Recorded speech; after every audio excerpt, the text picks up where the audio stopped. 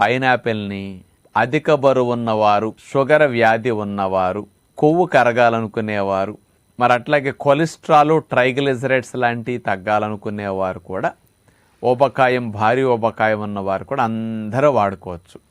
ఎవరికి ఏమి ఇది తినకూడదనేమీ లేదు.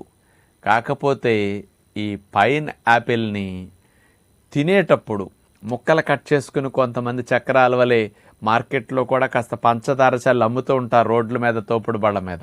అలా తినేటప్పుడు ఏదో 1-2 ముక్కలైతే పర్వాలేదు, కానీ ఒక 2-3 స్లైసెస్, 4 స్లైసెస్ అట్లా పెట్టుకుని ఎక్కువ తినేసినప్పుడు ఏమవుతుందంటే ఇందులో చిన్నటి పీచు పదార్థాలు నూగుగా ఉంటాయి, కొంచెం షార్ప్గా ఉంటాయి.